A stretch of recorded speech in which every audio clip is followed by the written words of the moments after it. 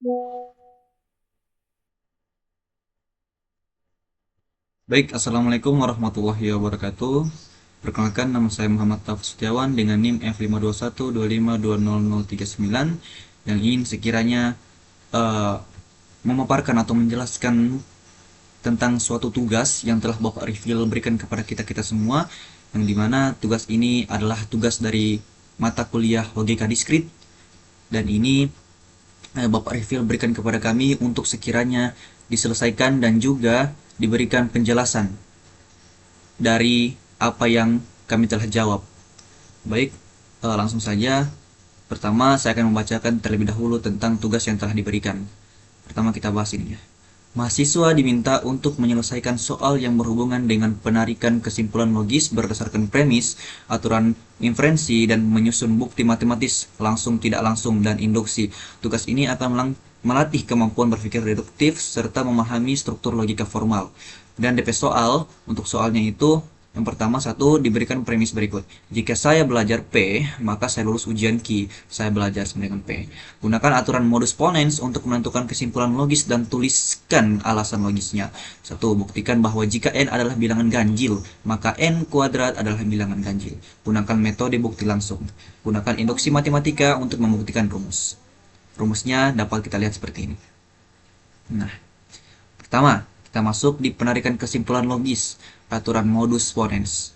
Jadi soal ini berkaitan dengan logika proposisional, yaitu studi tentang hubungan antar posisi atau pernyataan berdasarkan nilai kebenaran. Analisis soal. Ini adalah analisis soalnya, pernyataan, simbol logika, dan keterangannya. Pernyataannya, premis 1, premis 2. Simbol logikanya, jika P maka Q, dan premis 2-nya itu P. Keterangannya, pada premis 1, keterangannya itu yaitu jika saya belajar P, maka saya lulus ujian Q. Ini adalah sebuah eh, apa namanya? Implikasi. Kemudian premis 2 sama dengan P. Saya belajar atau antecedent ataupun hipotesis. Ini aturan inferensi modus ponensnya. Modus ponens sering disebut hukum pelepasan atau affirming the antecedent, adalah salah satu aturan inferensi logis yang paling mendasar dan valid. Kemudian teman-teman dapat lihat di sini, ini adalah struktur formal dari modus ponens yang kita bahas tersebut. Nah, penjelasan konsep. Aturan ini menyatakan bahwa jika kita memiliki suatu implikasi jika P maka Q yang benar, dan kita tahu bahwa antecedent P dari implikasi tersebut juga benar, maka kita wajib menyimpulkan bahwa konsekuen Q juga benar. Implikasi P jika P maka Q hanya bernilai salah jika P benar dan Q salah. Karena premis 1 dan premis 2 benar, maka satu-satunya cara agar premis 1 tetap benar adalah jika Q juga benar. Kesimpulan logisnya, premis 1, jika P maka Q, jika pernyataan P benar, maka pernyataan Q juga harus benar. Premis 2, P, pernyataan P benar, kesimpulan Q. Pernyataan Q juga harus benar. Kesimpulannya yang kita dapat dari premis 1 dan premis 2 itu adalah saya lulus ujian. Kemudian 2, bukti matematis atau metode bukti langsungnya. Soal ini meminta kita untuk membuktikan sifat bilangan ganjil dengan teknik bukti langsung atau direct proof. Pernyataan yang dibuktikan. Jika N adalah bilangan ganjil, maka N kuadrat adalah bilangan ganjil. Konsep bukti langsung. Metode ini bekerja dengan mengasumsikan hipotesis bagian jika adalah benar, kemudian menggunakan definisi formal, aksioma atau teorema yang sudah ada untuk merangkai langkah-langkah logis yang secara langsung mengarah pada kebenaran konklusi bagian maka. Kemudian langkah-langkah pembuktian yang rinci. 1. Asumsi hipotesis. Kita mulai dengan mengasumsikan bahwa N adalah bilangan ganjil. Kemudian kedua, mengaplikasikan definisi formal. Definisi formal dari bilangan ganjil adalah bilangan yang dapat ditulis dalam bentuk 2K tambah 1, di mana K adalah sembarang bilangan bulat. Jadi bentukannya seperti ini. Dari sini kita dapat menyatakan N sebagai N sama dengan 2K tambah 1. Dan perhatikan bahwa K bisa berupa bilangan bulat apa saja. Misalnya jika N sama dengan 5, maka K sama dengan 2. Jika N sama dengan min 3, maka K sama dengan min 2. Begitu. Kemudian 3, menghitung kuadrat dari N kuadrat. Kita hitung kuadrat dari N. N kuadrat sama dengan 2K tambah 1 kuadrat dalam kurung. Gunakan identitas aljabar yaitu A tambah B kuadrat sama dengan A kuadrat tambah 2AB tambah B kuadrat. Kemudian N kuadrat sama dengan dalam kurung 2K tutup kurung kuadrat tambah 2 dalam kurung 2K tutup kurung dan dalam kurung lagi 1 tutup kurung tambah 1 kuadrat. Kemudian N2 sama dengan 4K kuadrat tambah 4K tambah 1. 4. Memanipulasi ke bentuk definisi konklusi. Tujuan kita adalah menunjukkan bahwa N kuadrat adalah bilangan ganjil.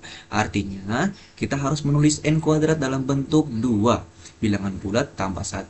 Kita faktorkan angka 2 dari 2 suku pertama. N kuadrat sama dengan 2 kali dalam kurung 2K kuadrat tambah 2K tutup kurung tambah 1 gitu. Dan 5. Menyimpulkan berdasarkan sifat ketertutupan.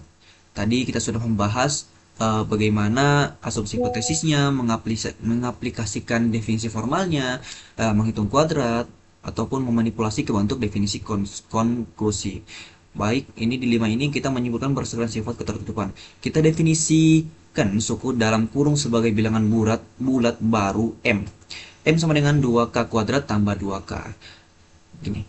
Jadi penjelasan seperti ini. Karena K adalah bilangan bulat, teman-teman, dan operasi penjumlahan, perkalian, dan perpangkatan antar bilangan bulat selalu menghasilkan bilangan bulat, sifat tertutup bilangan bulat. Maka M juga pasti bilangan bulat. Jadi seperti ini. 6. Kesimpulan akhir. Dengan substitusi N kuadrat menjadi N kuadrat sama dengan 2M tambah 1, bentuk ini persis sesuai dengan definisi bilangan ganjil. Terbukti secara langsung bahwa jika N adalah bilangan ganjil, maka N kuadrat adalah bilangan ganjil juga. Kemudian 3. Bukti matematis. Induksi matematika. Soal ini meminta kita untuk membuktikan kebenaran rumus penjumlahan deret menggunakan induksi matematika, mathematical induction. Rumus yang dibuktikan.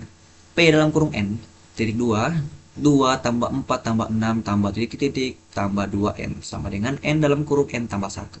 Ini adalah rumus untuk jumlah N bilangan genap positif pertama. Konsep induksi matematika. Induksi matematika ini adalah teknik pembuktian yang mirip dengan prinsip domino. Jika Anda tahu bahwa domino pertama jatuh, itu adalah langkah dasar, dan Anda tahu bahwa jatuhnya domino ke K akan selalu menyebabkan domino ke K tambah 1. Jatuh. Langkah induksi. Maka Anda tahu bahwa semua domino atau bisa kita sebut sebagai semua bilangan bulat N itu akan jatuh. Kemudian kita masuk ke langkah-langkah pembuktiannya. Langkah pertama teman-teman, langkah dasar basis induksi, bukti P dalam kurung 1 tutup kurung itu benar. Kita perlu menunjukkan bahwa rumus berlaku untuk kasus awal, yaitu N sama dengan 1. Ruas kiri atau bisa kita sebut sebagai RK, titik 2, jumlah 1 suku pertama. Suku ke N adalah 2N, untuk N sama dengan 1, suku pertamanya adalah 2 dalam kurung 1 sama dengan 2. Kemudian RK-nya itu berarti sama dengan 2. Kemudian ruas kanan RR, substitusi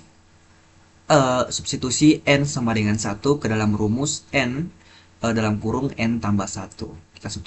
Kita substitusikan itu N sama dengan 1. Jadi hasil seperti ini. RR sama dengan 1 dalam kurung 1 tambah 1 sama dengan 1 dalam kurung 2 sama dengan 2. Dan itu adalah hasilnya. Karena RK dan RR sama dengan 2, maka P dalam kurung 1 itu benar, teman-teman. Kemudian langkah 2-nya itu yaitu langkah hipotesis, asumsi induksi. Asumsikan P dalam kurung K itu benar. Asumsikan rumus tersebut benar untuk sembarang bilangan bulat positif K. P dalam kurung K, titik 2, 2 tambah 4 tambah 6 tambah titik tambah 2K.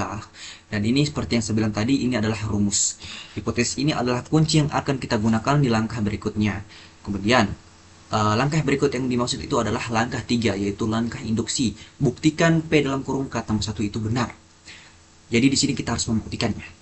Kita harus membuktikan bahwa jika P dalam kurung K itu benar, maka P dalam kurung K tambah 1 juga harus benar. Rumus untuk N sama dengan K tambah 1 itu adalah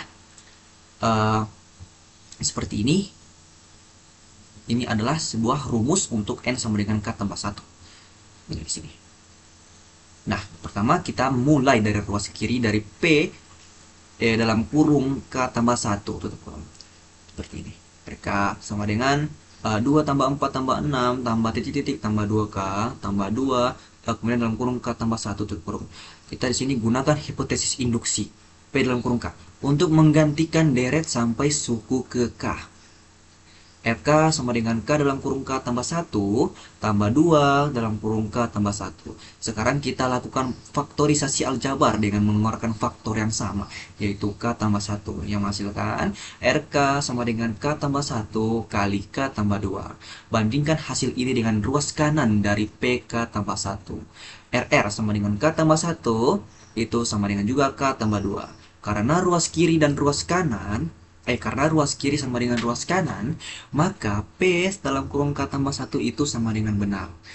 Dan di sini dapat kita simpulkan bahwasannya karena kedua kondisi induksi matematika terpenuhi, teman-teman, P itu sama dengan 1 benar dan P dalam kurung K sama dengan P dalam kurung K tambah 1 itu juga benar, maka kita dapat menyimpulkan bahwa rumus 2 tambah 4 tambah 6 tambah titik-titik-titik tambah 2N sama dengan N dalam kurung N tambah 1 itu benar untuk semua bilangan bulat positif N.